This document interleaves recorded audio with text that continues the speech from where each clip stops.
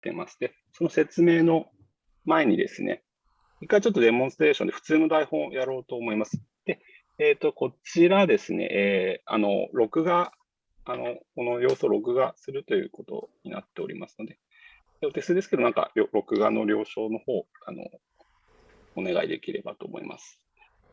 そしたらですね、ちょっと、今画面にですね、いわゆる、じゃなくて、普通の台本を出させていただきます。お待ちください。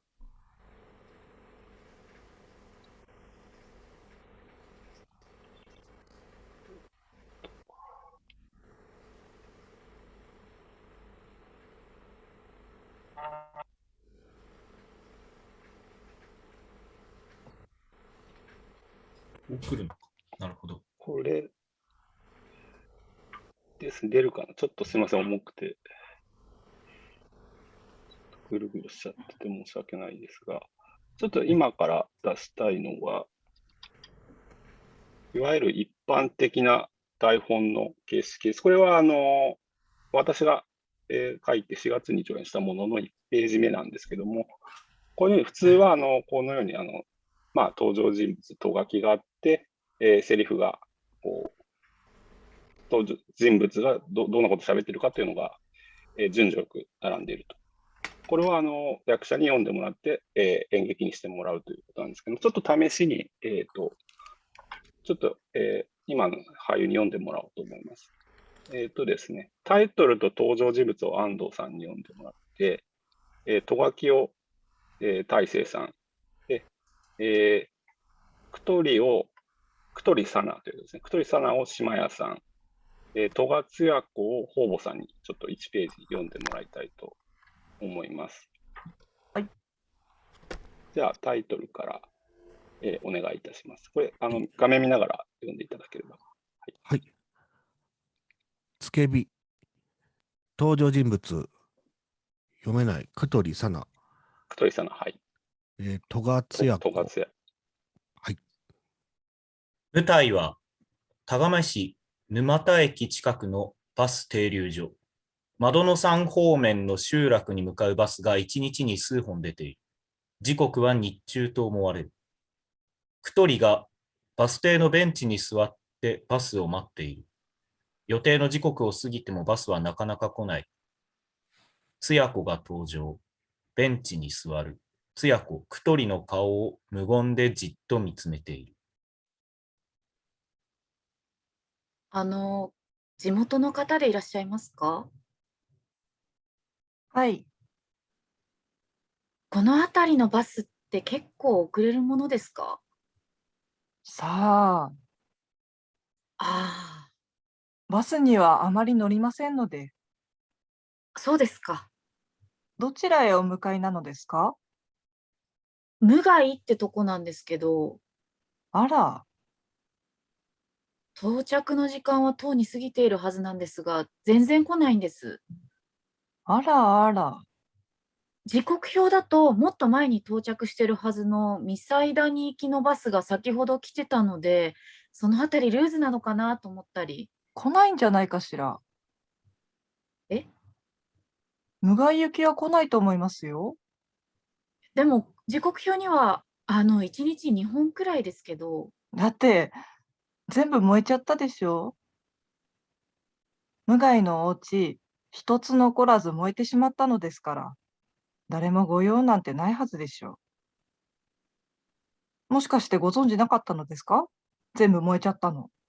いや、知ってましたけど、いや、運休になるんなら張り紙とかあるものでは。もともとバスで行くような人いませんでしたから。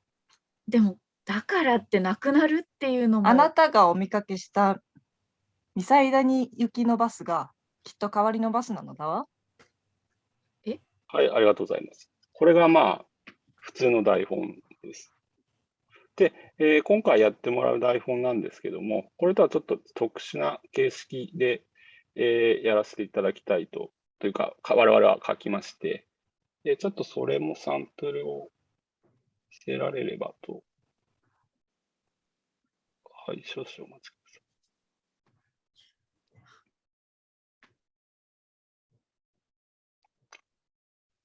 い。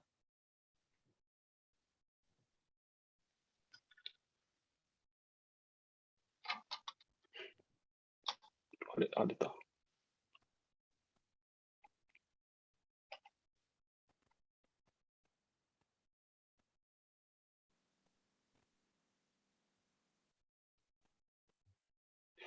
少々お待ちください。重いな。これが、これは僕が、発表したものではなくて、そのワークショップで、書いた、ものなんですけども、このような台本をそれぞれに渡されます。基本的には自分が喋る分のセリフしか書いていません。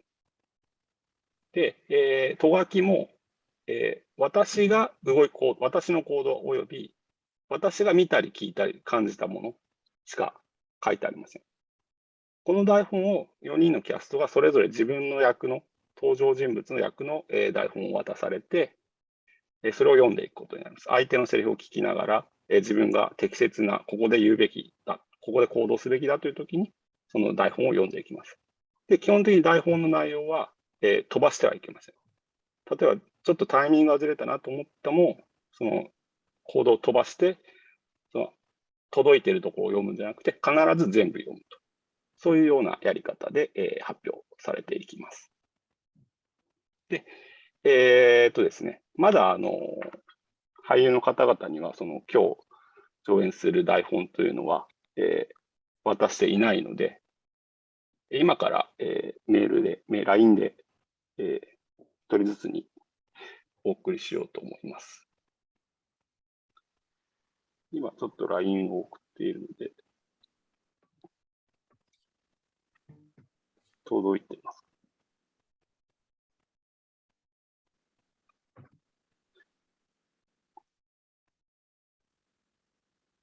大丈夫ですか？ファイル名にお名前載せてるんですけど、その通り、違う人のが届いたりとかは。大丈夫です。大丈夫です。大丈夫です。これを今から、発表していただきたいと思うんですけども、ですね、これから、ご参加で、見る方で、ご参加される方なんですけども、そういう方々はですね、今からやるこの舞台の何かしらの、役割を持っているというふうに想像していただいて、例えば自分は音響係だとか、照明係だとか、舞台美術を担当した衣装を担当するとか、そういうような仲間であるということみんなでなんか。彼らと一緒にこれを作り上げていくんだという気持ちでですね、なると、今から発表する4人の俳優のですね、その戦いをもう本気で応援できるようになると思いますので。で、そうやって自分も参加しているという、この舞台に参加しているという気持ちでいた方が、状況なども多分つかみやすくなると思いますし、このように見ていただければと思います。ですね。猫が。猫が、すいません、猫が鳴き始めて。上演中は僕もマイク切るので大丈夫。猫は鳴かないです。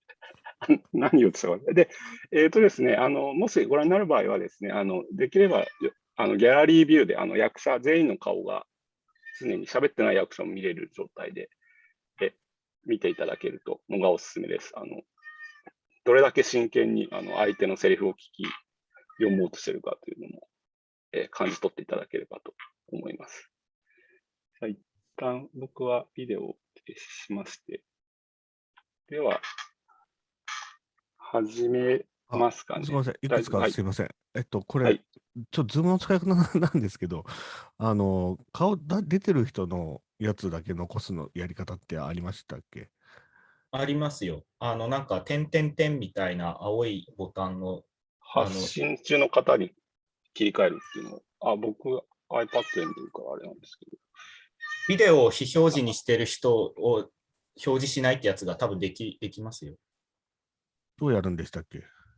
誰かビデオ出してない方の右上にはい。青い四角があると思うんですけど、そこに多分ありますよ。ありました。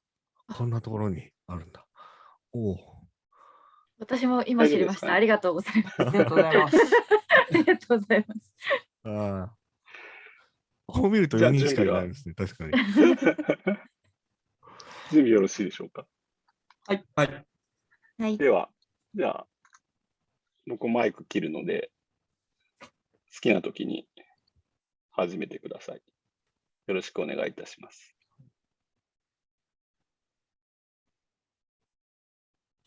雨後の空、のどかな田舎のバス停、昼。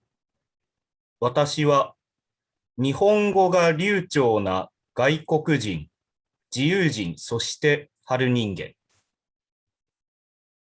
雨後の空、のどかな田舎のバス停、昼。私は子供で冬人間。雨後の空、のどかな田舎のバス停、昼。私は冴えない人間で研究員、そして夏人間。雨後の空、のどかな田舎のバス停、昼。私は年寄りで年金暮らし、そして秋人間。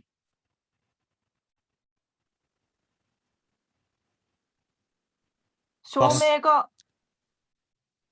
明がバス停を照らし、セミの声の大合唱。セミの声が静まる。私はゆっくり歩く。バス停に人が来る。バス停に人が来る。バス停に人がいる。照明が明るくなる。私はバス停に向かう。私はその人に話しかけてみる。二人目が来る。二人目が来る。私はセミの鳴き声が好きではないです。私はバス停まで数歩の距離で止まる。後ろから誰か来てないか確認する。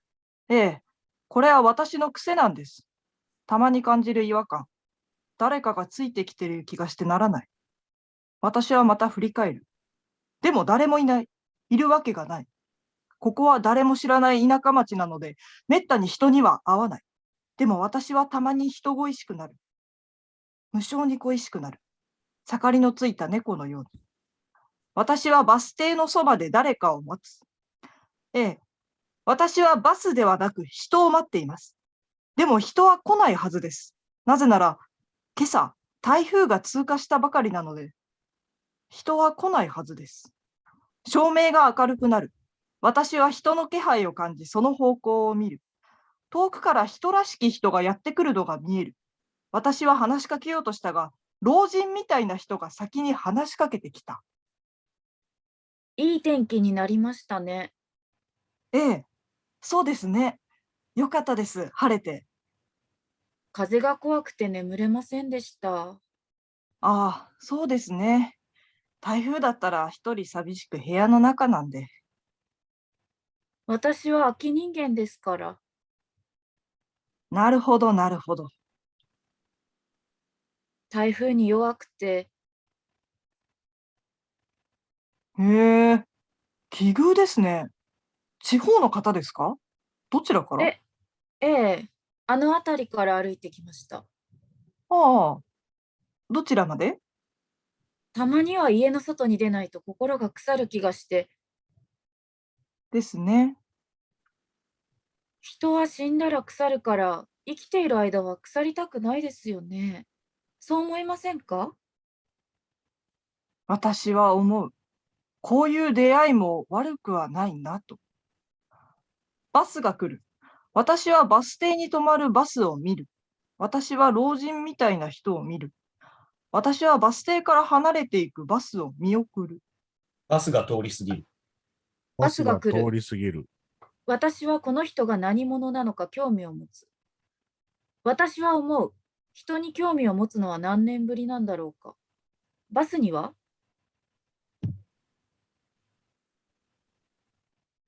雨が降る。雨が降る。雨が降る。ちょっと行き先が違いました。雨が降る。乗りたいバスと乗りたくないバスがありますよね。私は感じる。私の心の中にまた違和感が生まれた。また降ってきた。私は思う。この方はただのご老人ではなく、もう一人の私な気がしてきた。この年になっても雨は苦手でね。はいはい。雨の匂いを嗅いだだけで嫌になる。はい。な、でも、なぜでも、だか、台風じゃなくてよかったですね。なぜだか雨の匂いを嗅ぐとしゃっくりが、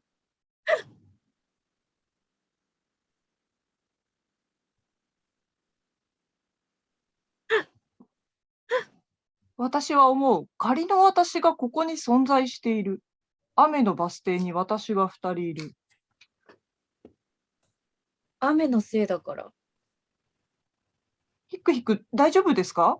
息を止めると治りますよ。ええ、雨の当たらない場所へ避難しましょう。私は一緒に雨の当たらない場所へ移動する。私たちは雨の当たらない場所へ移動する。不思議とあなたに親近感が湧きます。ええ、そうですか。誤解しないでください。人としてです。取って食おうなんてしないので。ありがとうございます。こんな冗談、面白くもないですよね。雨は嫌ですけど、家の中より外にいた方がいいですよね。この辺りは天狗やカッパが出るみたいです。ここは自然豊かだから紅葉が見れるし、食べ物も美味しいですよ。だからですかね。この古びたバス停も神秘的に見えてきます。私はしゃっくりを止めるため自分の息を止める。白いバスが来る。白いバスが来る。白いバスが来る。人が降りる。わは白いバスから降りる。私わははし私は白いバスから降りてくる子供を見る。ご老人のバスはなかなか来ないですね。わは雨でどこにも行き来にならない。わは雨が止むまで待つ。このバスに乗るんですか？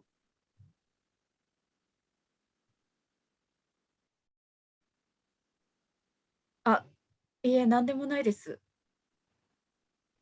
うん。いたらダメなの？わは人が嫌いである。治った。しゃっくりが治りました。え私はわ白いバスから子供が降りてくる気配を感じる。私は子供でなくこの人に興味を抱いている。私のバスもそうです。雨なので。私は雨の中、駆け足でバス停にある時刻表を見て、また雨宿りの場所に戻る。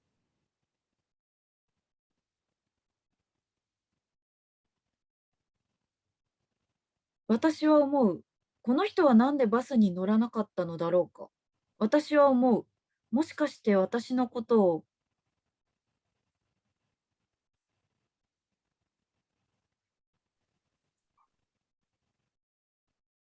すみません。よく見えなかったです。ええ、雨なんで。ええ、雨私のバス、ですから。私のバスはいつか来ます。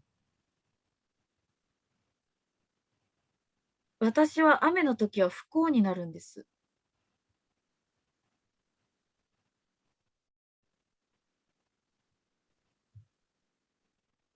私は少し驚く。君まだいたの？傘は？わには傘がない。早く家の迎えが来るといいね。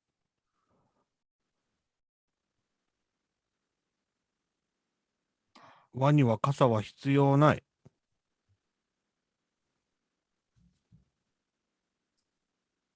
そっかそそっか。なるほど。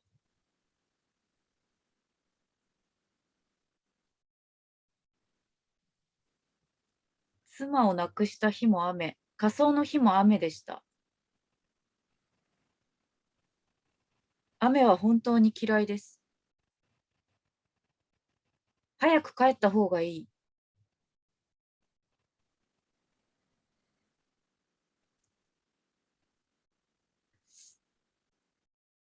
じゃあ、君3人で待ちましょう。私君はこは思う。こら辺の子ではないな。おかしいな、この状況。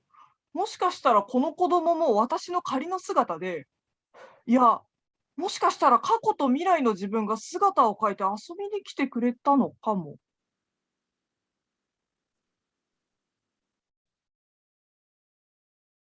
乗り換えのバス待ちかい？そうか。君も雨で運が悪くなったんだね。でも君にとってはやらずの雨かもしれないね。帰ろうとする人を引き止める雨なんだ。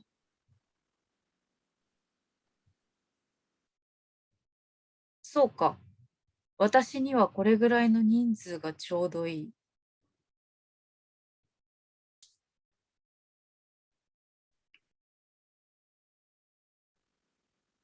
ねえ、君、名前は何？変な顔で見ないで。わは変ではない。こおの主名前、雨じゃだ、この雨じゃ誰も迎えに来ないよ。わは青森の方言なんだよ。私のことをわという。最近、和の流行りなの。和には名前がない。お親がそ、主名前がないのか？親がそう言えって。もし道で誰かに話しかけられたときは名前を教えるなと。君の親は私、正しい。失礼ですけど、ご老人のお名前は？私も人に名前を教えるなと、刑事さんに注意されたことがあります。決して人に名乗るなと。そうですね。それも正しいと思います。なぜ名前を気にする？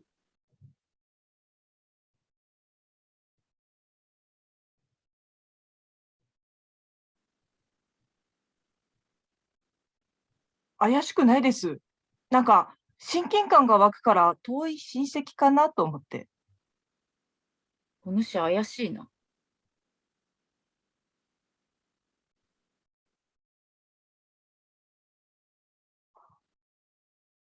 あの、タイムマシンってあるじゃないですか。あれがあったらどう使います？でも最近年寄りを騙す人が多いから、子供を騙す大人も増えている。結論を言うと騙す人が増えているってこと。タイムマシーンには興味はない。へえ。この年でタイムスリップしても走馬灯と変わらないでしょ。和には名ほう。前がない。和は子供である。大人ではない。和は雨は嫌いだ。人も嫌いだ。だからあなたたちを好きか嫌いで言うと嫌いな方。タイムスリップ？私だったら、未来より過去の自分に会いに行きますね。過去にタイムス、戻っても、天狗やカッパがいるかは定かではないですけど、逆に未来の方に天狗やカッパがいるかもしれないですよ。タイムスリップしてどうする？カッパ天狗に会いに行くのか？バスを降りたとき、和はタイムスリップしてる。だってそうでしょ？現在から未来へタイムスリップしてるはず。じゃあ今もみんなタイムスリップしてるのかな？だね。そうだね。カッパと天狗に会ったことあるけど、鼻も高くないし、ハゲてなかったよ。まだ君みたいな子供がタイムスリップしてもあんまり面白くないと思うよ。嘘じゃないよ。あと何十年経てば私はいない可能性が高いからね。どっちかというと、大人の方が嘘つきなんだよ。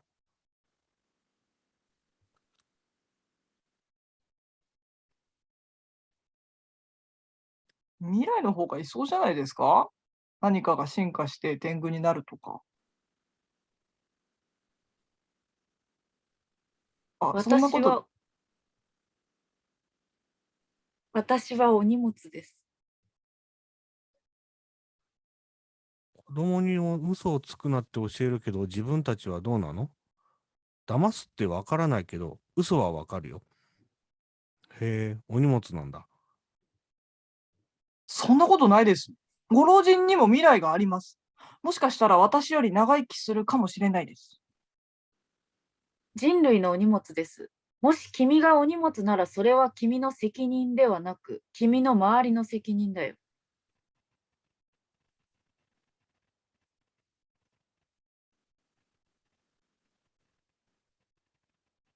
ちょっと、子供は黙ってて。いける。お荷物が2人もいる。子供にそう思わせる今の世界が悪いんだ。お荷物って何のこと？わは携帯で調べる。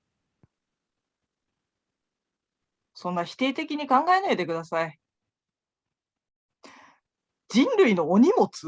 そんな洒落たこと言わないで。私の方こそお荷物です。だからその気持ちは十分わかります。だから肯定しましょう。自分を。君もお荷物なのか？まだ子供なのに？なんか過去に戻りたくなってきた。その通り。今のは私の失言。何事も年は関係ないよ。おかしいですね。お荷物3人組。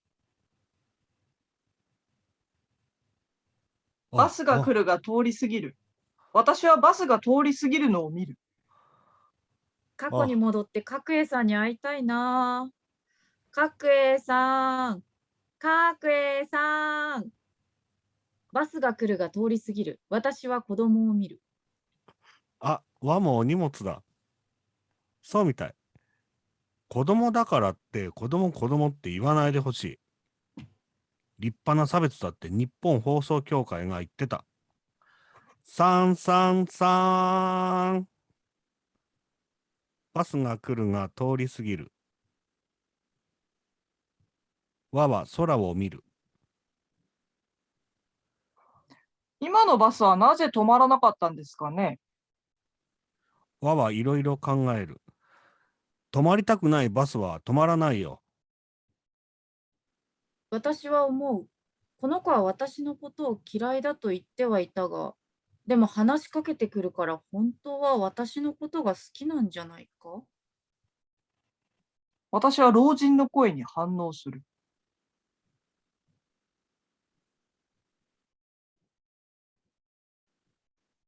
君、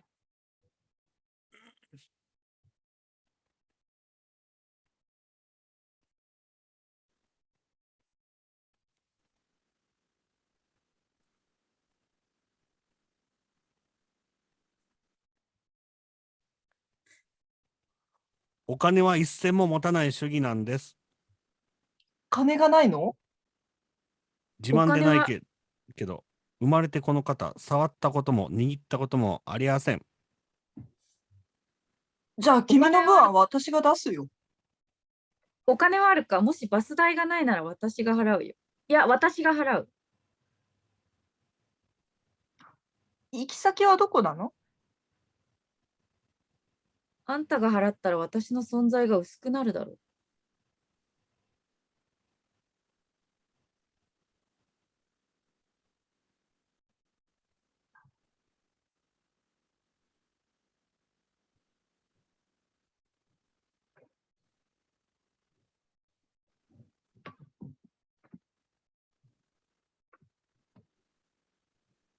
私の親も厳しい人でした。知らない人とは口聞くなと育てられました。それをきちんと守っていたら、家族以外と話すことが怖くなって、引きこもってしまいました。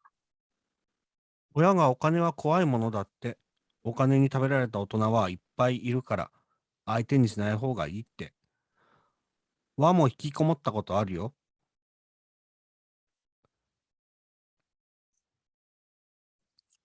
私の存在意義は何なんですか？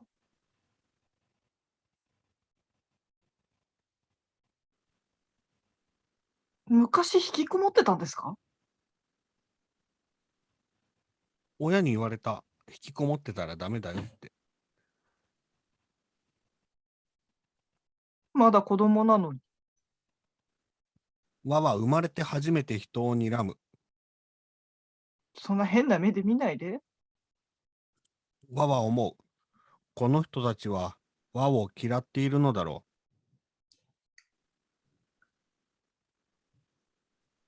君、その目の使い方はどこで覚えたの？それは大人になったらやってはいけない目だからね。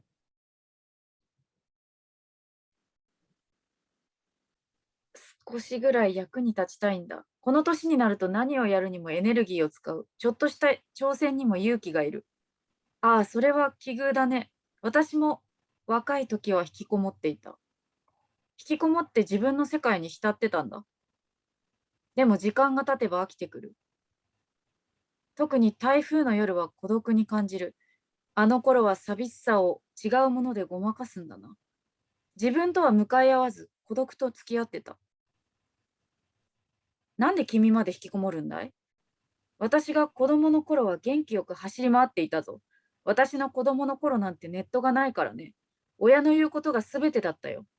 情報は多くはないが不満なんかなかった。それが当たり前だからね。そんな目をしたら損するから。やめなさい。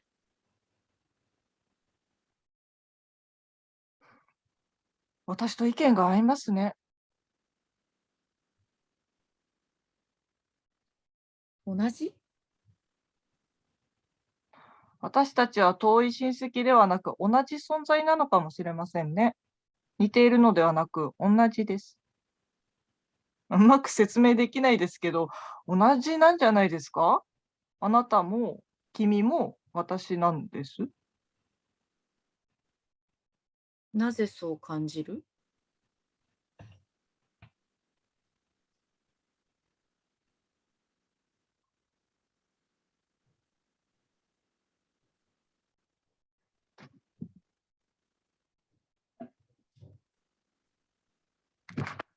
宗教のお誘いじゃないです。う。二人ともよく喋るね。そうなるほど。へえ、本当になわけないじゃん。それエモいよね。エモいは前の席に座ってた高校生が喋ってたのを真似しただけ。ねえ、宗教って何？宗教はまだ知らなくていいから。君にとっての宗教は山と川だから。私はね、嫌いではないですよ。このトリオは。その通り。山、川、空、自然はいろいろ教えてくれる。それは変わらない。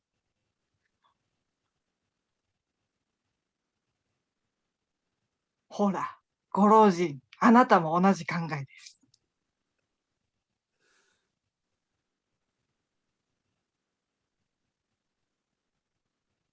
同じではない。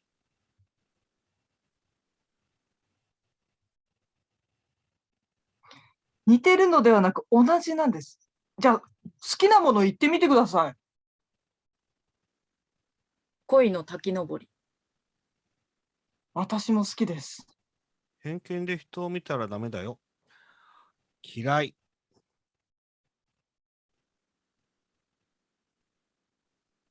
イカ飯。私も好きです。和は嫌い。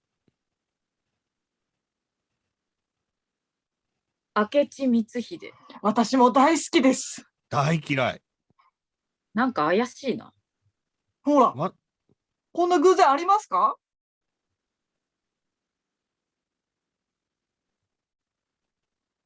本当にあなたは私なの？照明の色が少し変わる。君、覚えときな。嫌いも好きなうち、今嫌いなものでも時間が経てば好きになるから。いやー、今日はなんて日だ。照明の色が少し変わる。私は空を見上げる。和の話も聞いてよ。照明の色が変わる。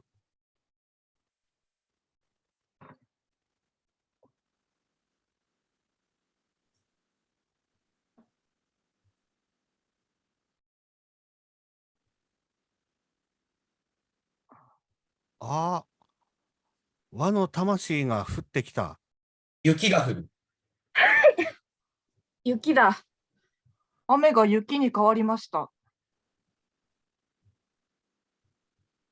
夏なのに雪がそんなバカな。君の影響かい？和は冬人間だから雪が大好きなんです。君が座敷わらしに見えてきた。雪だけは嫌いになったことがない。座敷わらし？妖怪だよ。家にいる妖怪だけど、でもそれは人が勝手に決めてることだから、本当はどうかはわからない。和の前世は雪だるまだよ。それにしても寒いですね。雪の家作ってみんなで鍋食べようよ。家なんか簡単には作れないよ。鎌倉は大雪にならないと。雪の家？若い頃よく作った。あれ、鎌倉っていうの？あー、懐かしい。小さい頃よくそれで遊んだ。一緒に遊ぼうよ。3人で鎌倉語る引きこもり。ご老人覚えてますか？無視することはないんじゃないか？雪だるまとか、久しぶりに作ります？一句浮かんだから言ってみただけだ。私にはできないんだ。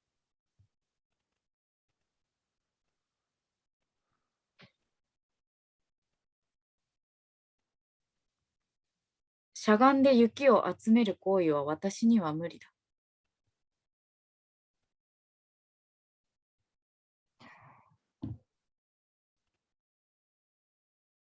じゃあ今やろう。かき集めたら小さな雪だるまができるはずです。私はなぜか無我夢中に雪を集める。私は無我夢中に雪を集める大人と子供を眺める。ケチ。和は雪と遊ぶ。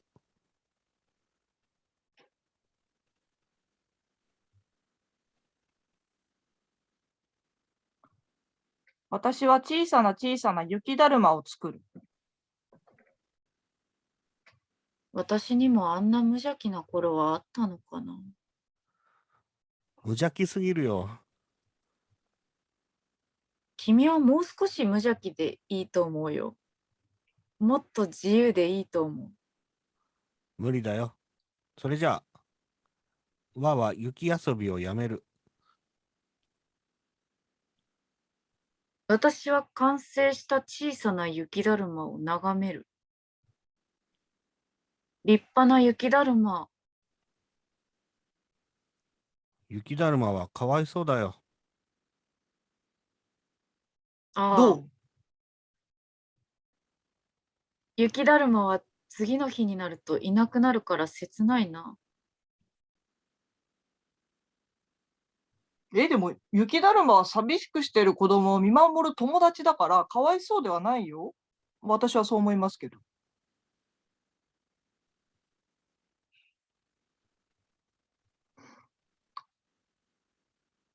やっぱ寒いですね。雪遊びしない方が良かったかも。素手で雪を触るからだ。寒い？なんか暖かいものがあればいいのに。ドリンクバーのスープとかあればいいけど、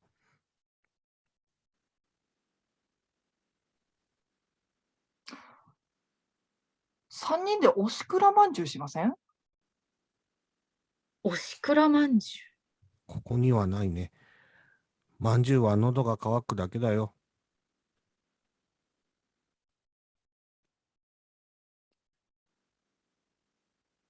誤解しないでください。人恋しいわけではないですから。それをやるのか？今ここで？どら焼きの方が美味しいよ。ご存知ですよね。知ってる。私も子供の頃よくやってた。できたら白あんがいいけど。ねえねえ、何の話？だから子供だから子供の遊びをしなくていいと思うの。それはナンセンスだから。一つの案としてのおしくらまんじゅうです。そんな古いのじゃなくてジャンプスキーとかやらない？そう、おしくらまんじゅうはね、昔の子供の遊びなんだよ。あの頃は人のぬくもりが宝物みたいな時代だから。盛り上がるよ。昔の子供の遊びだよ。みんなで円陣になって背中を押し合って遊ぶ。楽しか私たちもったな。ジャンプ台がないなら走ってジャンプすればいい。私たちも昔よく遊んだよ。そうですよね。近所の子供とやってました。あ、それじゃ走り幅跳び楽になるっしかったて。な。おしくらまんじゅう。押されても泣くなって掛け声を言いながら押し合うんだ。いいじゃん、雪の中で走り幅跳びしても。あれってあったかいよ。あの暖かさを君みたいなネット世代は知らないだろうな。本当にあったかいんだ。また不思議と楽しい無視しんだよ。また無視して。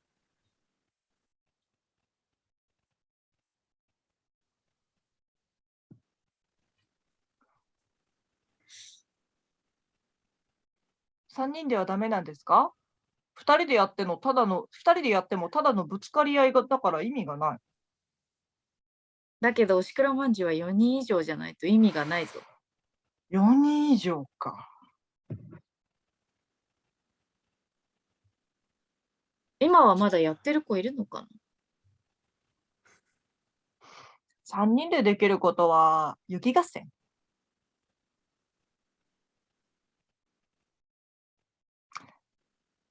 やっぱりまんじゅうしかないですよ。バスが来る。私は赤いバスがやってくるのを見る。もう死んだ遊びなのかもしれないね。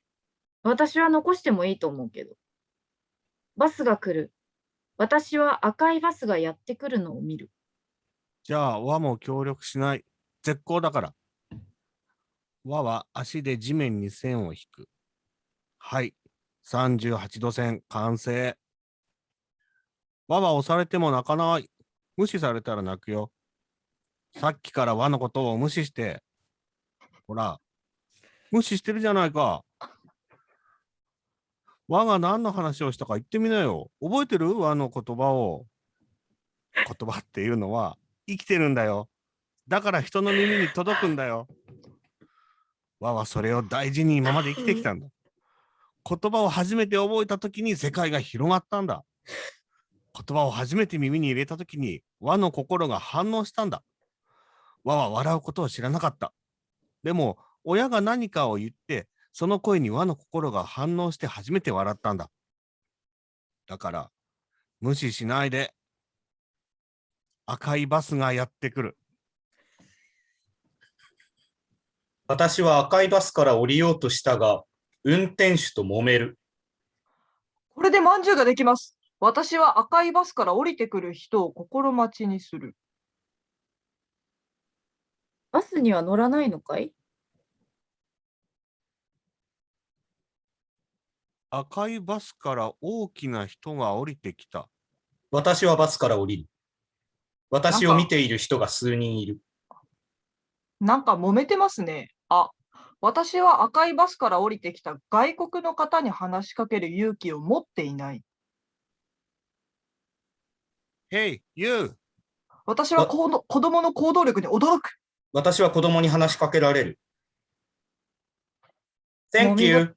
Thank you. ちょっと待って。話がある。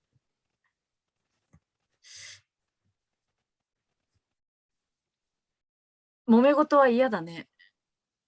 You 私は赤いバスから降りてきた外国の方と目が合う。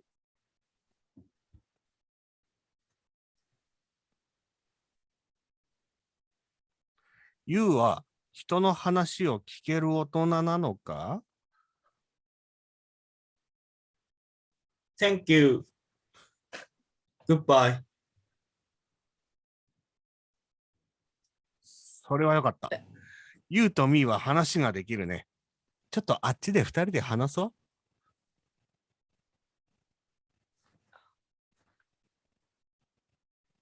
はい。How are you? Yes, thank you. Do you like まんじゅう?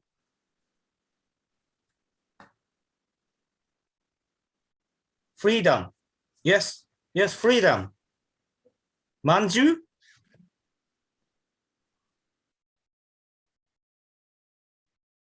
まんじゅう好きだって。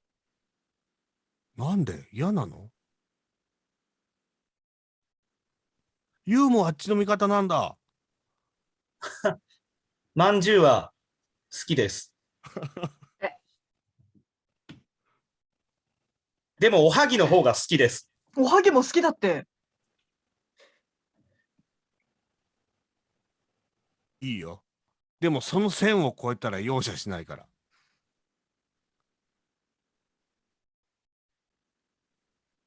何ですかあなたたちは。私の自由を邪魔しないでください。You, Excuse me. Why did you come here?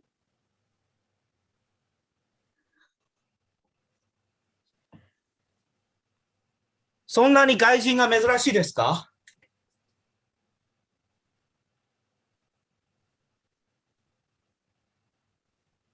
日本語うまいね。どこ行くの？私はどこかへ行こうとするが話しかけられる。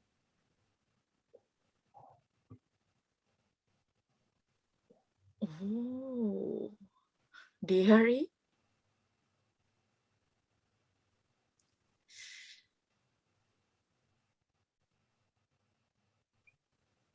You は何しにここへ？ほっといてください。私は自由を求めに来たんです。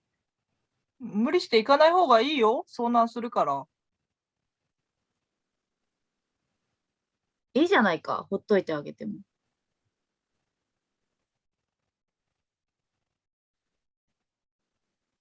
あなたたちは何を待ってるんですか？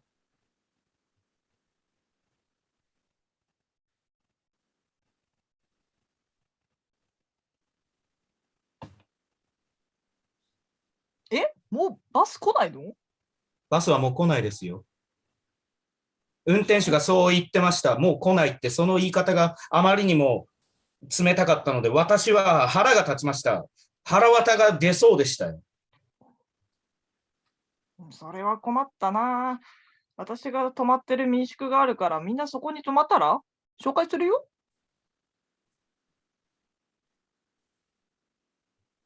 では、皆さん良い旅を。私は違う方向に歩くがまた話しかけられる。You の日本語能力の問題で理解できないわけではなく、私もあの人の言ってることにはクエスチョンマークです。一体何なんですか？わかる。それと似たような感覚ある。あんまり深く考えない方がいいと。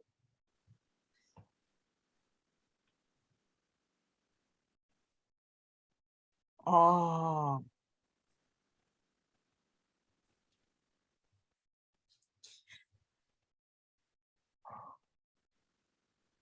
雪なんか私には関係ないです。私は雪の国から来ました。でも私は雪より春が好きなんです。私の国には春がないからです。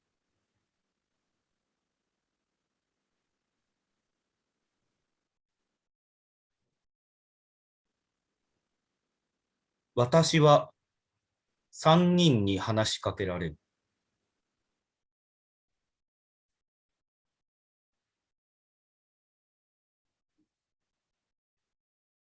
ユウも私なの？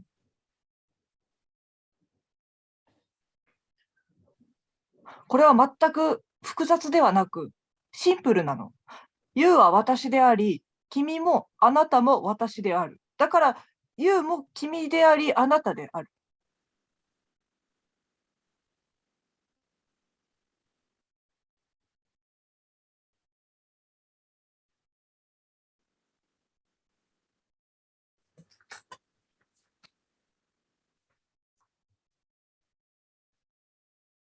なんだこの状況は。どこかでデジャブ？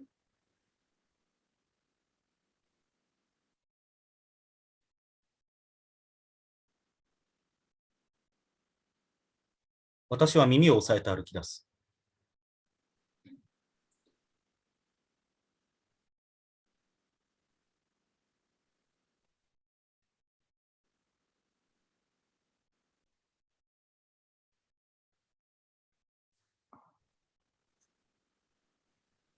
ちょっと違うかな。隣人を愛せよとは。どっちかというと自分に愛せよに近いかも。インドだ。ここはインドの駅の物売り、ストリートチルドレンだ。カオスだ。何の宗教なんですか？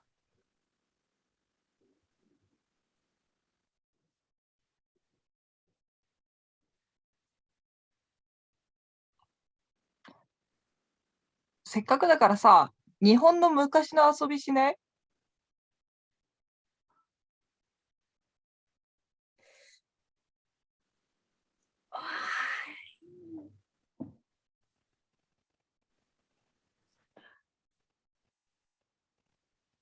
はいはい。なんか、寒さとか関係なく、この4人でまんじゅうしたいの。まんじゅうを売らないでください。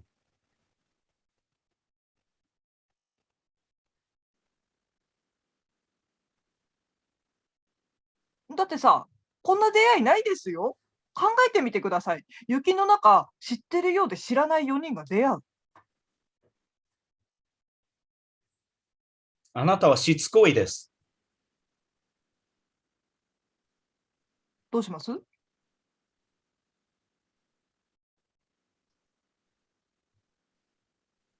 バスはまんじゅうしたくないなら、それぞれ提案してくださいよ。やるべきことを、待っている間にやれること。みんな待ってるんですよね。バスは来ません。家に帰ってください。そうなんだよ。待ってるというか待たされてる感じかな。家に帰っても一人なんだよ。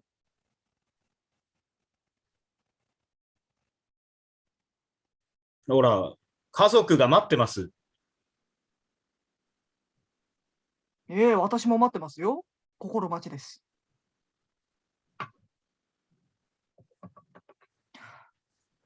私を連れてってくれるバスを待ってます。そのバスの最終まで乗ります。途中下車なんかもうしません。私は最終地の景色を見たいんです。家なんてないです。今の私には。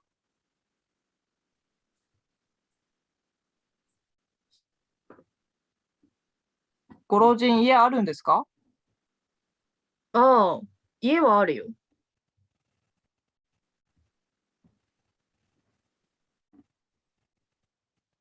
君はあるだろうね。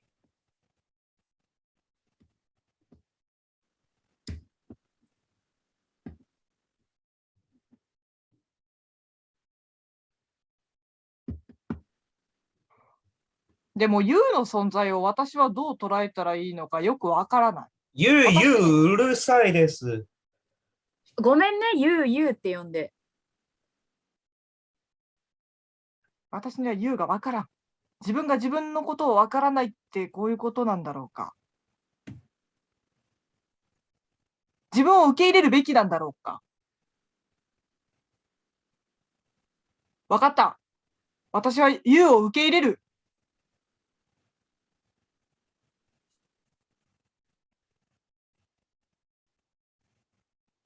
名前は何ですか？悪いですけれど、私には名前がないです。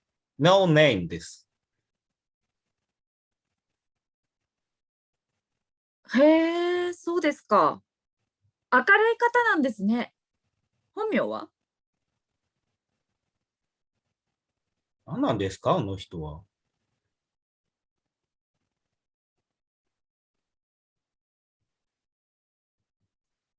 そうですか。それなら U でいいですか？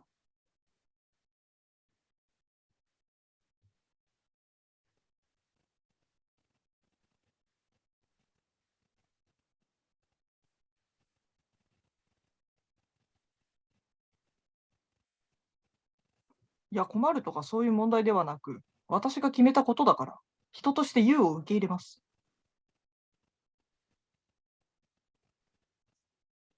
U も変わってるけど、もっと変わってる人が日本にいるから。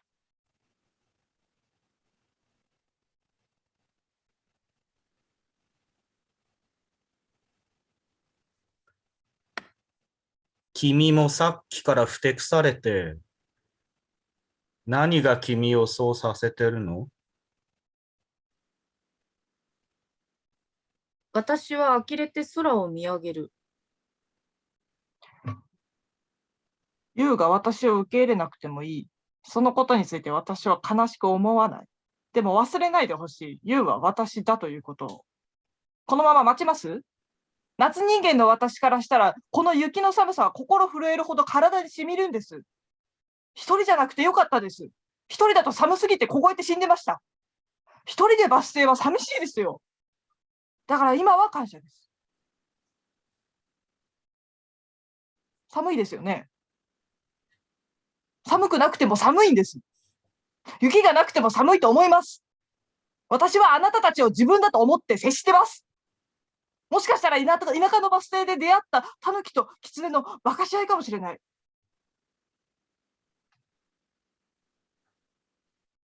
皆さん、沈黙って知ってますか？お願いですから少しの沈黙をください。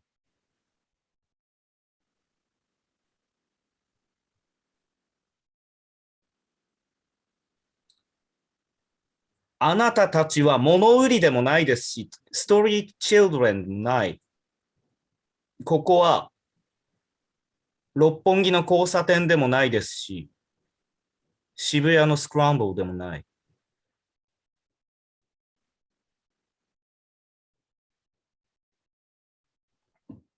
私は観念して話を聞く。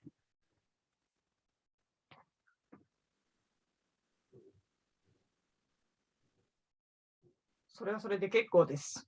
私も負けじと馬鹿し合います。変な話、あなた方がキツネとタヌキとイタチだとして、このバス停自体も存在しなかったらと考えると恐ろしく悲しいことです。そんなことないですよね。私は騙してないですよね。あなたは特にタチが悪いです。タヌキ、キツネ、イタチは関係ないです。騙してないです。よかった。やっぱり私が4人いるんですね。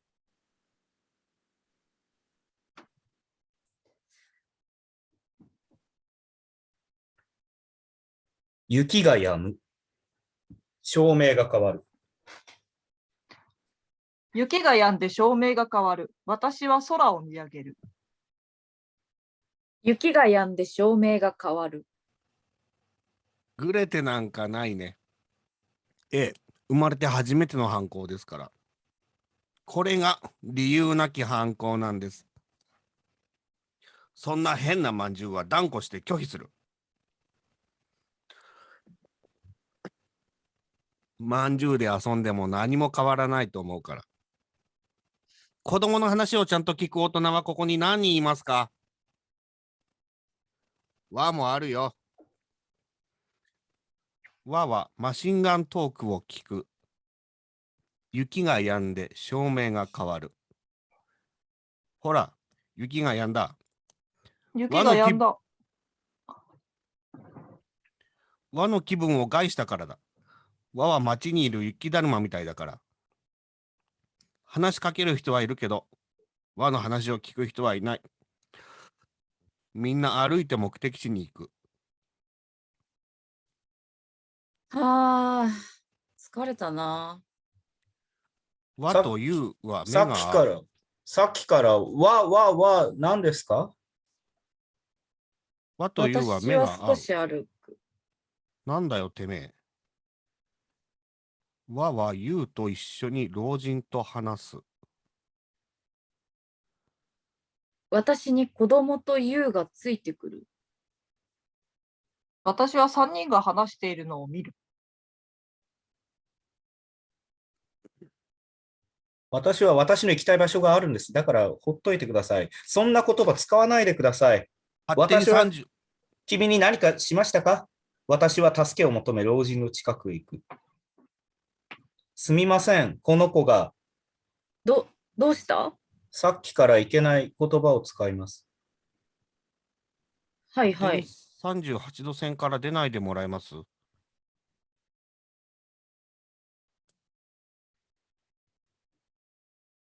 知らねえよ。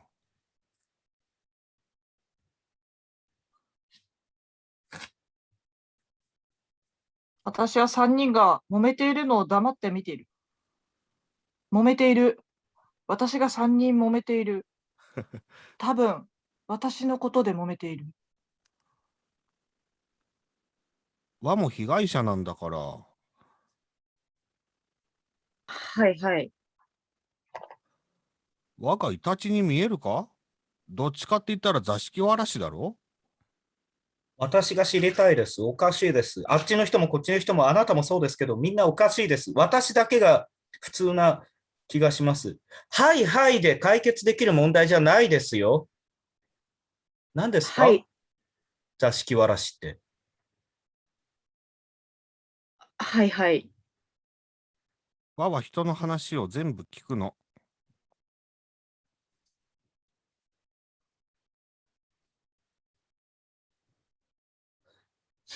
またデジャビュでケイオスだ。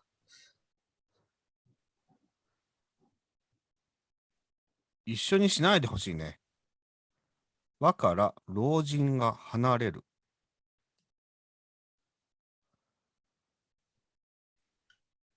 私は少し後悔しています。始まりは私からなんです。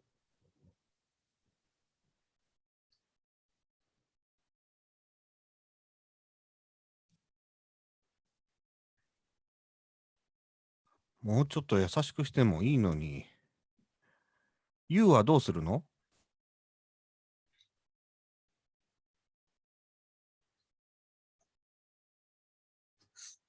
ここは田舎なので話しかけるのも挨拶の一つだから。ゆうもかわいそうなやつだな。巻き込まれて。でもこんなに長く話すつもりはなく、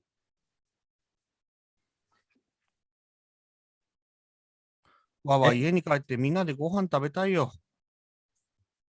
何ですか？でも、それは悪いですけど、私からしたら今の時間は無駄です。だってそうですよね。私は自由を求めてバスを降りたのに、一回も自由になってない。話すのは嫌ではない性分で、ここでほっといたらダメなんだよ。君たちにとっては時間の無駄かもしれないが、私はそうは思わない。私の1分は君たちの10分と同じです。自分にじ時間を使うのではなく、私は他人に時間を使いたい。自由を求めて何が悪いんですか？他人に時間ですか？多分、それが私の存在価値なんです。私は少し子供というから離れる。私は他人より自分のために時間を使いたいです。老人は私から離れていく。私は3人が離れたのを見る。もういいです。和から優も離れる。どこへ行くんだい？どうでもいいじゃないですか。私はおしくらまんじゅうしてもいいけど。いや、今更おしくらまんじゅうしても意味がないと。なんで私が罪悪感を感じないといけないのかな。どうするってどうすればいいの？君はどうしたいの？はい。もう巻き込まれてよくわからないです。私も旅館で温泉に浸かりたいです。わかったから。君の話を後でちゃんと聞くから。私は子供から離れる。私は思う。ここは日本なのか？別の国みたいだぞ。日本の生と銅、わびさびはどこへ行った？なんでまたまんじゅうの話をするんですか？いいんだ、これで。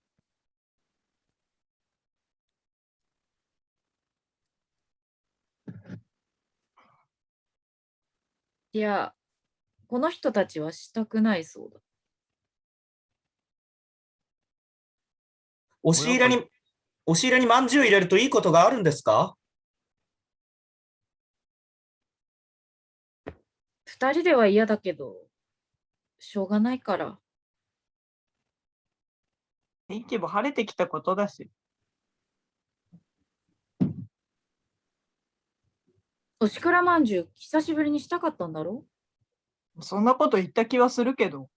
でもこんな晴れたような天気でしたら、ただの怪しい集団ですよ。大人になってからやるタイミングなんてないから。あれは雪の寒い時にやるからいいんです。自分をかっこ悪く言うな。大人でも子供の遊びをしてもいいはず。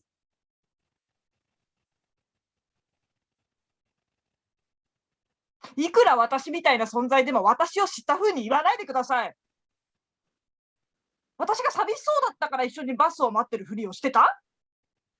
ご老人、私がいなければあなたは寒い雪の中一人ですよ。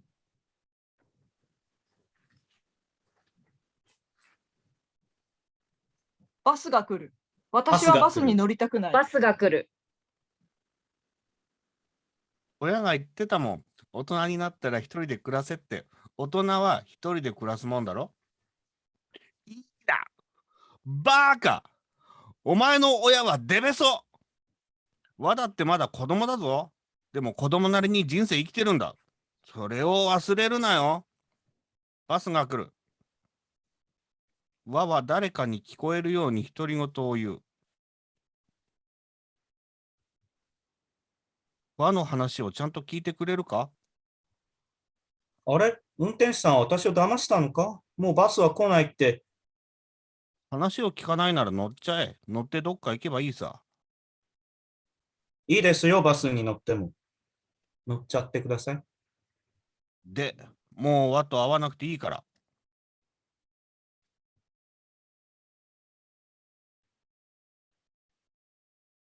行き先なんてどこでもいいんです。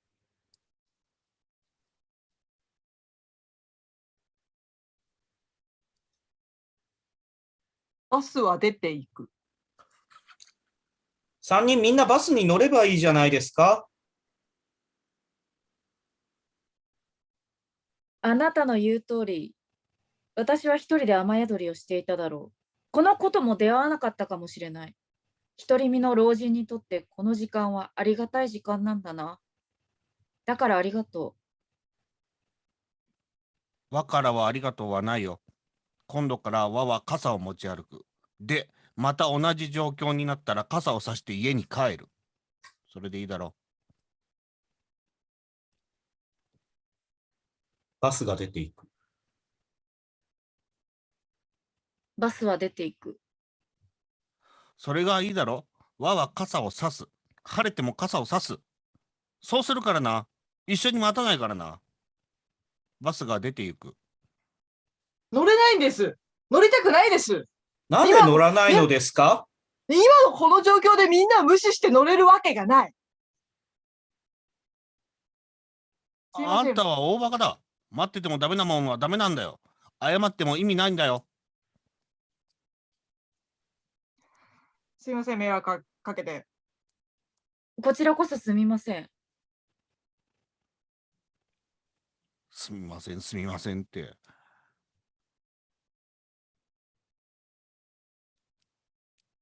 ちょっとみんな、ほら、雨が止み、雪も止み、晴れました。親が言ってた。バスに乗り遅れたら近くにいる大人に声をかけなさいって。ほとんどの大人が助けてくれるからって。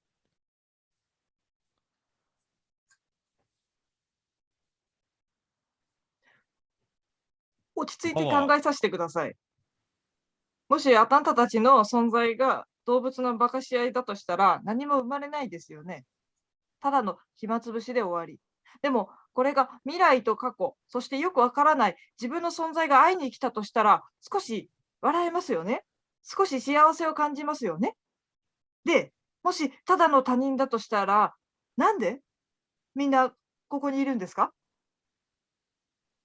落ち着いて考えてもわからないものはわからない。私だったら君らがタヌキたちでも喜んで騙されてる。わがままを言えば妻の姿の方が良かったけど。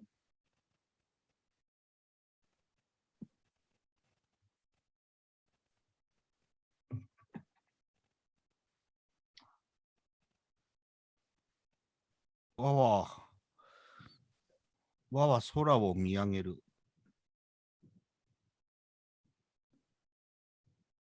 私は空を見る。私は空を見る。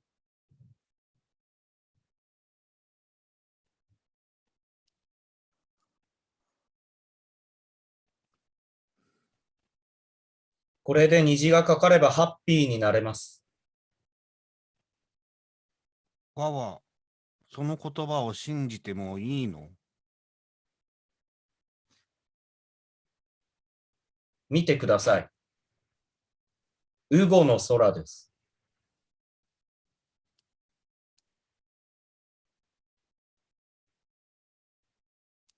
すみません。わは大人の近くへ行く。私はみんなの近くへ歩み寄る。みんなの私の近くへ来る。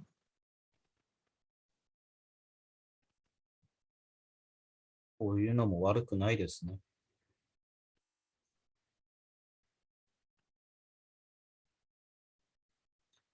私は旅の出会いを大事にしています。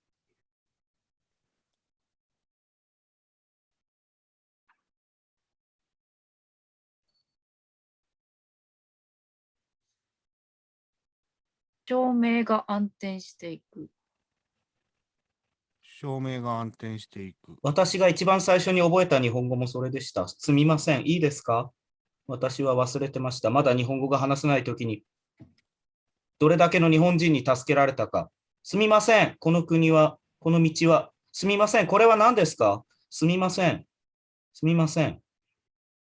今度は私の番ですね。私はみんなの縁に加わる。照明が暗転していく。照明が暗転していく。おしくらまんじゅうの声が聞こえる。おしくらまんじゅうの声が聞こえる。おしくらまんじゅうの声が聞こえる。おしくらまんじゅうの声が聞こえる。終わり。終わり。終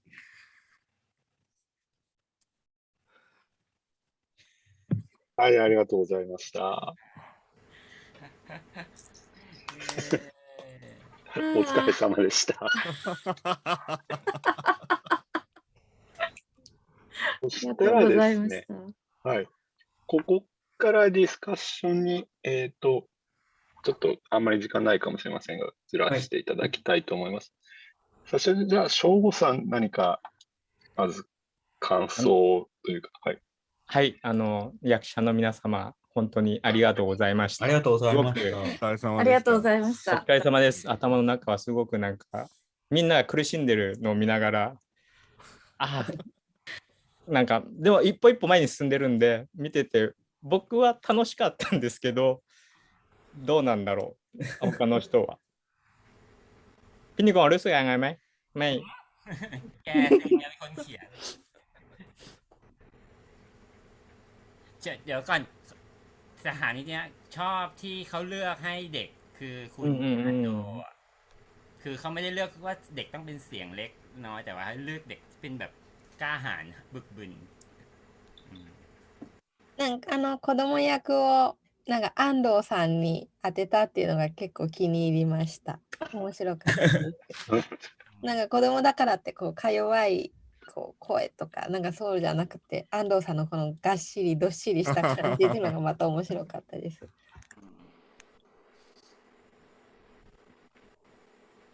โชว์ว่ายังไงคนเขียนそうですね、僕も最初のそのキャスティングを、この人にこれを当てるんだと思ってびっくりして、でも見てるうちに、さすが分かってるんだなみたいな感じで、分かってない。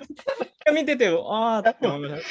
で、外国人の役の方も本当、カオスとかそういうデジャブとかをちゃんと外国人っぽく言ってくれて、なんか、どっちの方がいいのか分かんないままいやいやカタカナで書いてるからカタカナで読んだ方がいいのかなっても思ったんですけど、ちょっと迷いながらやってみます。じゃあ、キャストの皆さんもなんかやってみて、何か感想あれば。そうですね。僕、最初、ものすごい時間が経っていくのに、僕だけ5行ぐらいしか進んでなくて、マジかよと思って、永遠に雨が降らないが、永遠に雪が降らないなと思って言いました。大勢さんなら耐えられるかなと思って、したんです。はい。もうだからセリフないよっていうアピールをする時間。これ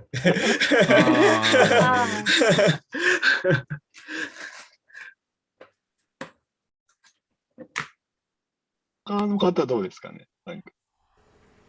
เห็นตอนที่คุณที่เป็นรถสีแดงรออยู่นานเห็นตอนที่เขารออยู่นานแล้วเขาได้อ่านไปถึงตอนจบก่อนไหมก่อนจะเข้ามาถามก่อนจะเข้ามาได้อ่านไปถึงจบหมายถึงว่าเขามีเวลารอนานมากเขาแบบได้เปิดอ่านของตัวเองไปจนถึงจบไหม結構待ち時間長かったけど、なんか最後までその間に合ったっていうか、なんか待ってる間とかなんかどうでした？ได้อ่านไปถึงจบไหมหมายถึงว่าเขาอ่านก่อนจะเข้าไปป่ะเพราะเขามีเวลานานเขารอไงなんか待ってる間自分のパートをもう先にこう読み進めたりとかってしてました？それともなんかその場でただ待ってるような感じでした？いや、結構僕は全部は読んでないですけど、一回完全に不安になった瞬間があってというのが白いバスが来て子供が降りた後に赤いバスが来る前にもう一台バスが通り過ぎてるじゃないですか、皆さん。それが書いてない、それが僕書いてないんですよ。それが僕書いてないから、これ僕もしかしてとっくにいるのではと思ってめちゃめちゃに最後まで追いましたけど、そんなことはなかったっていうมีจุดหนึ่งตอนที่แบบกังวลนะคะว่าแบบตัวเองลืมพลาดอะไรไปหรือเปล่าตรงที่รถขาวมาแล้วมีรถอีกคันนึงผ่านไปตรงนั้นแล้วคือเขารออยู่นานมากแล้วคิดว่าแบบเรื่องมันไปก่อนแล้วหรือเปล่าก็เลยแบบเปิดอ่านข้างหลังไปเรื่อยๆค่ะก็เลย มีเช็คอย่างนั้นตอนครั้งหนึ่ง ซึ่งทำให้เขาเข้าใจตัวละครขึ้นว่าซึ่งพอเช็คอ่านแล้วทำให้เขาเข้าใจตัวละครตัวเองขึ้นมากขึ้นなんかこうその確認作業で読み進めてみてよりこうキャラクターが理解できたとかなんかちょっと分かったとかってありましたか？そういうことはなかったですね。メインですか？そういうことはなかったですね。まあでも、いないなということは分かりました。でも。แค่รู้ว่าตัวเองยังไม่อยู่ตรงนั้น。まあおそらく僕が今見てるとこ間違ってないから、とりあえず会話を聞いてようと思って。แค่เช็คว่าตรงที่ตัวเองอ่านอยู่คือไม่ได้ผิดอะไรก็เลยฟังคนอื่นคุยกันเฉยๆค่ะโดยส่วนตัวจะชอบดูคุณชิเอะ個人的にシエさんを見ているのも面白かったです。เพราะว่าเขาจะมีเสียงที่เขาอ่านออกไปแล้วอ่ะเป็นตัวละครเสร็จแล้วตัวเขาเองอ่ะจะมีรีแอคชั่นในฐานะนักแสดงที่แบบใช่หรือเปล่านะโอ้ยแย่แล้วฉันทำอะไรคือแบบなんかよくキャラクターとして読みながらもなんかこう読み終わった後にもう自分がもうすごい合ってるかなとかっていうその不安な様子とかが出ているのが見てて面白かったです。ก็จะเห็นตัวนักแสดงตัวละครแยกกันชัดเจนแต่ว่าฐานะที่เสียงที่พูดออกไปเป็นตัวละครแต่ตัวนักแสดงมีอีกอันนึงอยู่แล้วดูแล้วแบบสนุกキャラクターとして読んでいる声とその俳優としての言い方っていうのがこう混在しているのが見てて面白かったです。それはすごく面白いですね。面白かったですね。やってて。もし視聴で参加されて普通のお客様というか観覧で参加されている方とかもし感想やご意見あればマイクで普通に喋ってもいいですし、ちょっとマイク恥ずかしいって方は、チャットでなんか感想書いていただいてもいいです。もし ありましたら、ぜひぜひ。ตอนแรกเห็นคุณยูคาริยกมือป่ะครับสักอะไรนี้なんかさっきมือสิサカイリさんยกมืออ๋อปรบมือ拍手マークお疲れ様です。なんか坂井さんがなんか手を挙げたのかなと思って今声かけました。手を挙げたわけじゃなくて、拍手をしました。拍手を送りました。หรือถ้าใครไม่อยากเปิดไมค์ก็พิมพ์แชทถามก็ได้面白かった。ありがとうございます。チャットの方でも全然大丈夫なので何かあったらメッセージ残していただけたらと思います。มีงั้นเราจะชวนคุยคุณอันโดครับคุณอันโดตอนที่คุณชินซุเกะอันโดป่ะใช่ค่ะมันจะมี2 ครั้งที่เขารู้สึกว่าเขาไล่ตามคือคนอื่นไปถึงนั้นแล้วเขารู้แล้วว่าเขาอยู่ที่ข้างหลังแล้วเขาก็อ่านรู้ที่ครั้งแรกทุกคนหัวเราะなんか安藤さんがなんかすごい置いてかれてたところが多分2回ぐらいあったの見えました。แล้วพอผ่านประสบการณ์ครั้งนั้นไปแล้วมันยังมีครั้งที่2มาอีก1回なんかもう置いてかれてすごいもう自分のところわーって読んだのがあってでまたそれが2回目もあったのが見えてそれも面白かったです。คิดว่าเป็นเพราะอะไรมันถึงเราถึงตามไม่ทันなんで遅れてしまったのかってなんかこうなんかありましたか？割とこう子供のなんていうんですか返事というかリアクションみたいなセリフで止まってたって感じですね。でそのきっかけになるこっちが反応できる何かを多分受ける瞬間があるのかなと思ってずっと待ってた感じですね。なんですけど、まあ、結果的に子供っての役って多分、こう、なんていうんですかね、誰かがこっちに話しかけてくれるというよりは、こっちが勝手に話しかけに行く役なんだなっていうふうに分かったのが、本当に最終盤だったので、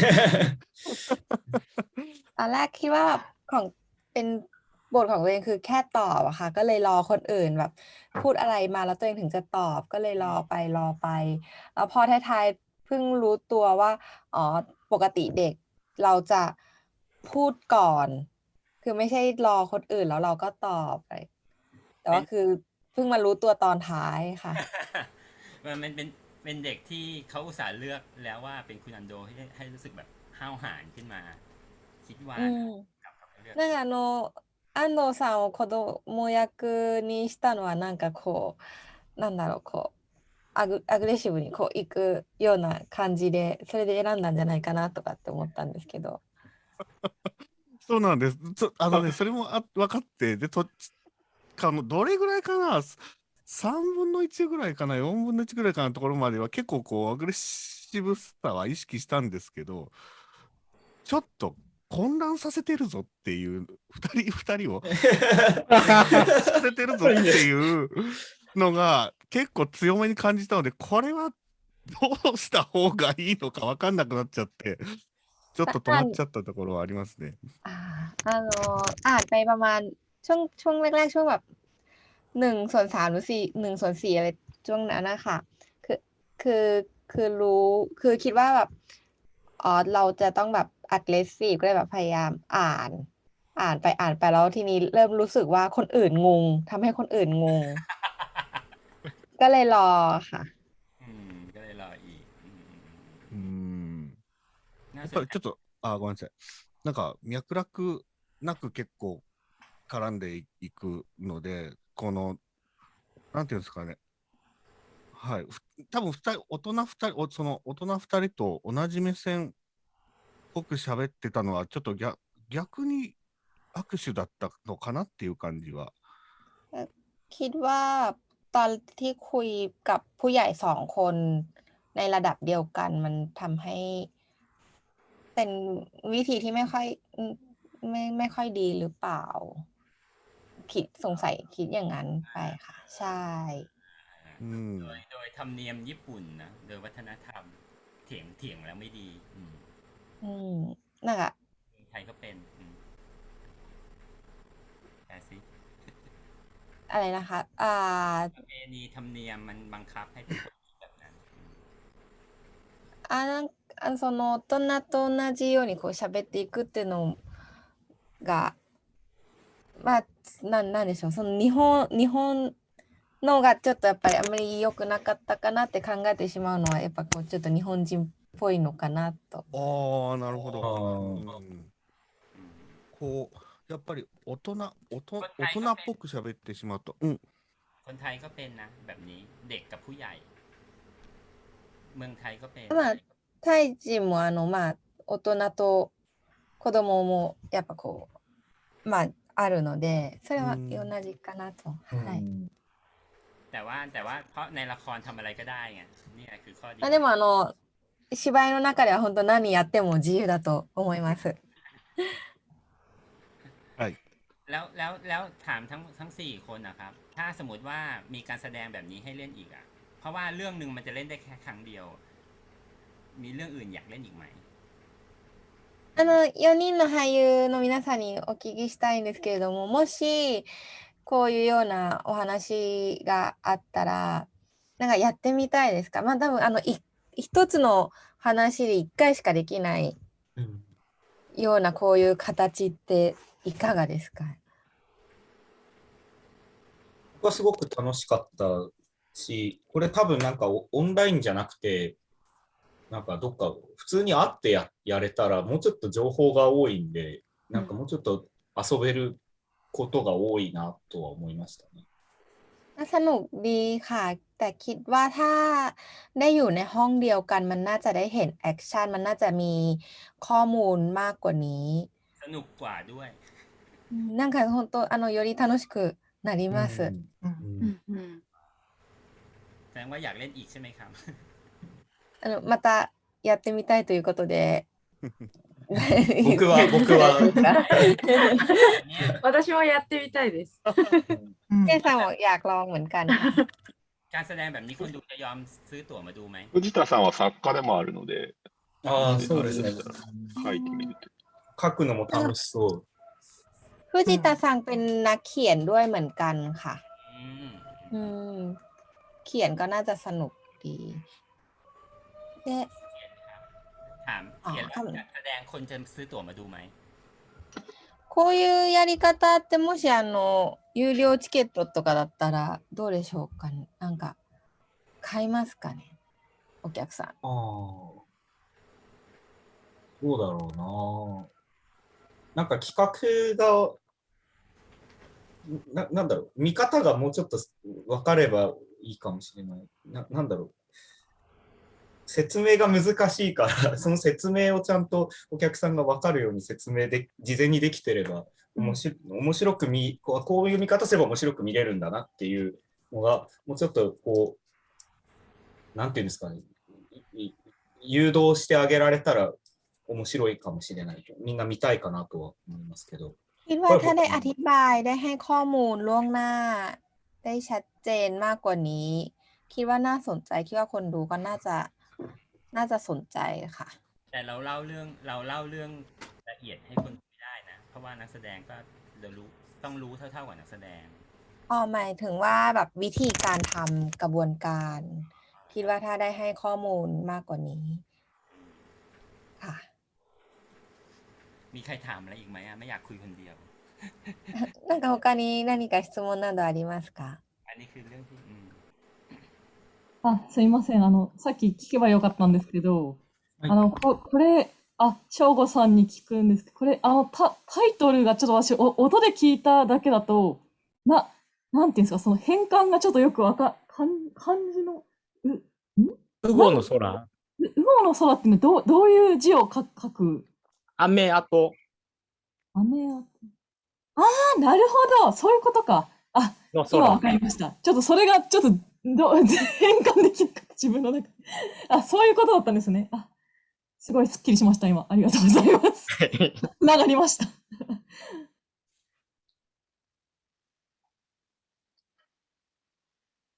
どうでしょう、他に一般の方も感想あれば。ค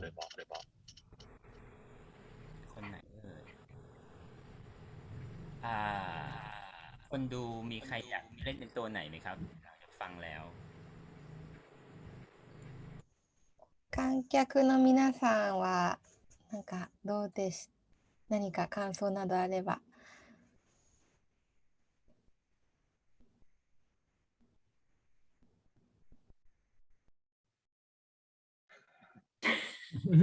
特にはなんか文章に例えばなんかして送っていただいたりとか、あるいは普通に自分の SNS とかでアップしていただいてもいいと思いますので、多分あまり見たことないものを見せられたと思いますので、ぜひ何か感じていただければと思いました。時間的にはもうあれですか。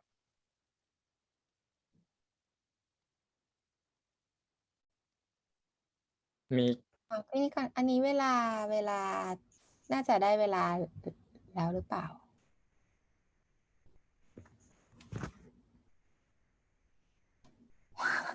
จริงๆแล้วมันอยู่ได้ถึง2 ทุ่มแต่ถ้าอยากไม่ต้องถึงก็ได้ครับ สมมุติว่าหมดเรื่องแล้วก็ปิดก็ได้ครับ日本時間、10時まで一応使えることにはなってるんですけれども、もし特に何もなければเข้าใจว่า終わりでも大丈夫です。4 ทุ่มแล้ว皆さんもお疲れだと思うのでいいですか。ちょっとじゃあ、谷さんはこの作品はこのコミュニケーションのちょっとストレートにいかない子供、大人、外国人っていうのは割とこのスタイルだからってわけではない。どういうことですか？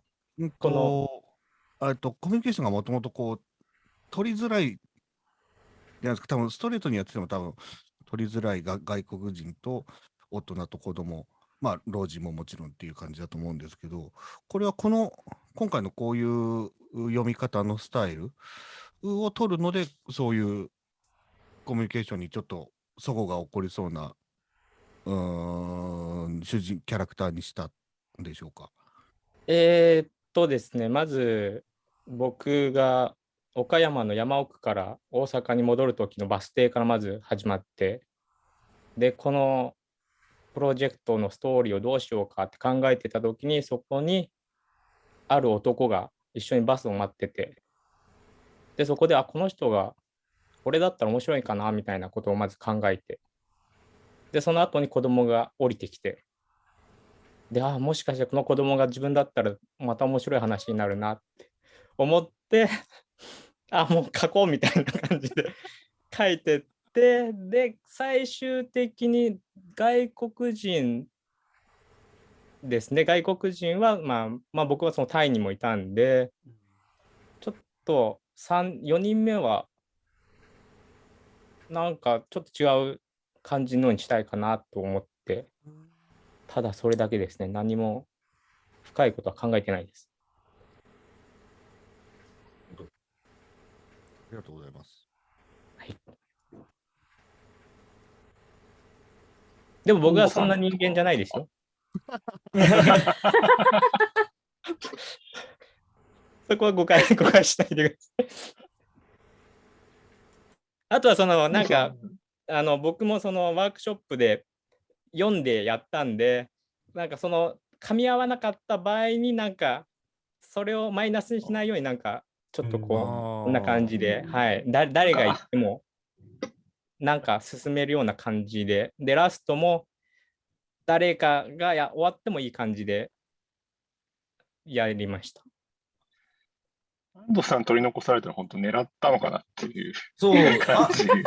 安藤さん取り残されてるのなんか良かったですよね。演出効果として非常に良かった。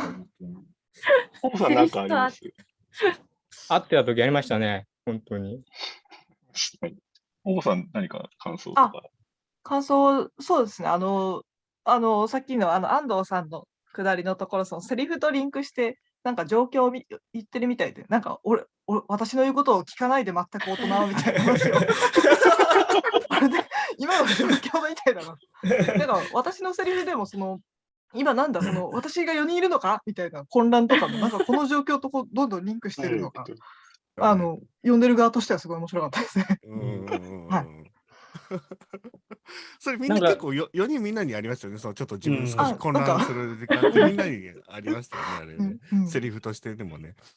でも噛み合ってなくても、噛み合ったみたいなのいっぱいあって、見てる時は驚いて、あれみたいな。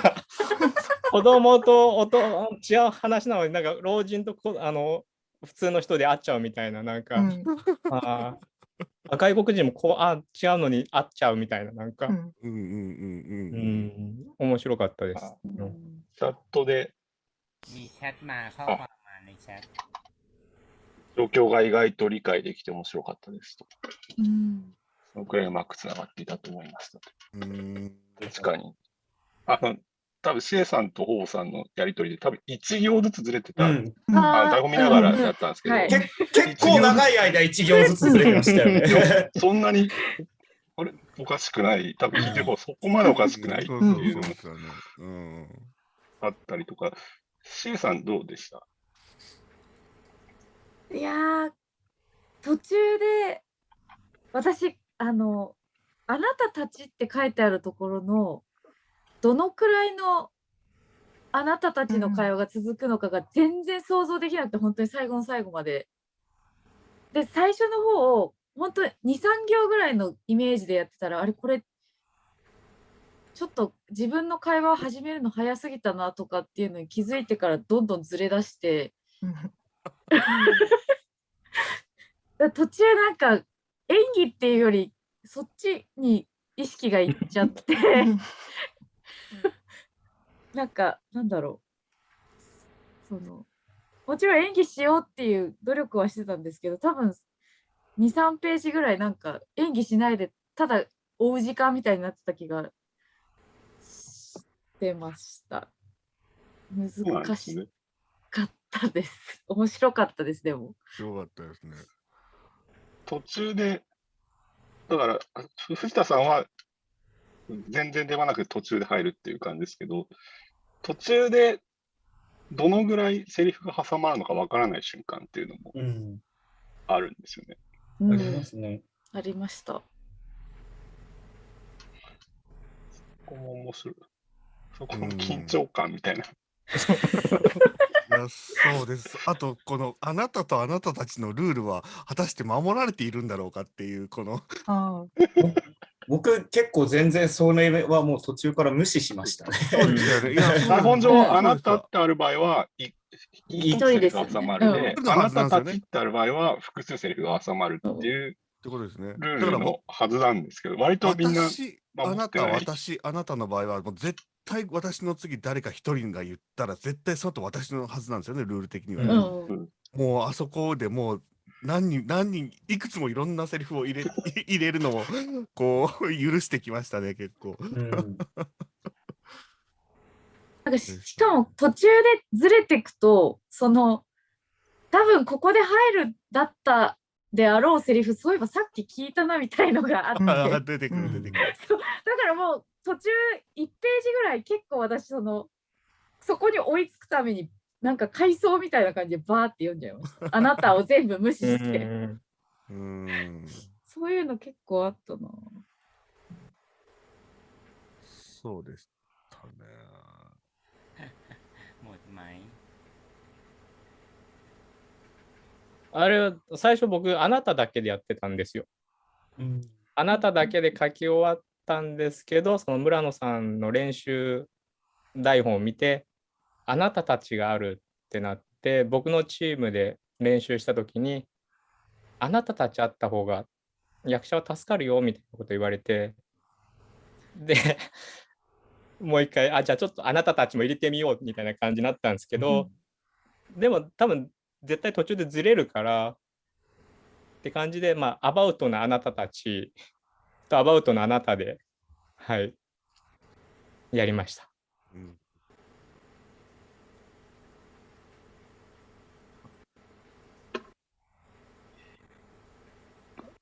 どうですかね、参加者の他の。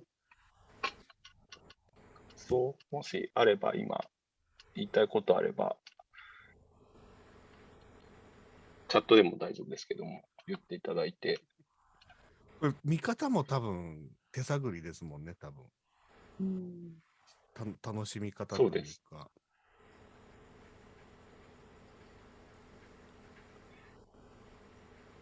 ประชาสัมพันธ์ของอีก2 วันใช่ไหมครับวันที่10ให้เขาさあ、残り2公演のご案内もしていきたいと思います。はい。じゃあ、秀樹さんに。僕からでいいですか。はい。あと10日に、6人の作家だったんですけど、ここまでで4人終わりまして、10日の水曜日ですかね、同じ時間、6時から、8時から、6時からが、坂入さんという方で、8時からが、鈴木敦さんの作品を、朗読するという形になっておりますので、まだ予約とか、受付中ですので、もしまたちょっとご興味持たれましたら、多分また台本も全然違う、ここまでの4本もやっぱり全員違う作風でしたので、これをで役者も違えば全然読み方も変わってきますので、もし興味あればぜひそちらもご覧いただければと思います。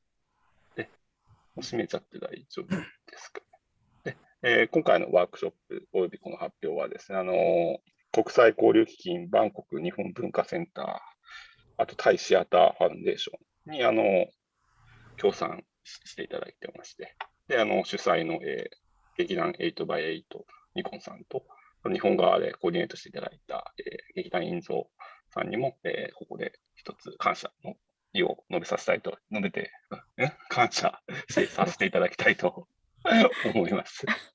はい。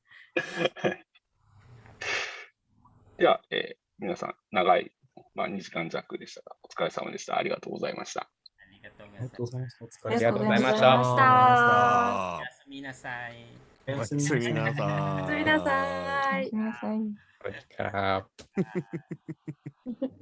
We're gonna end meeting for all. ミーティングと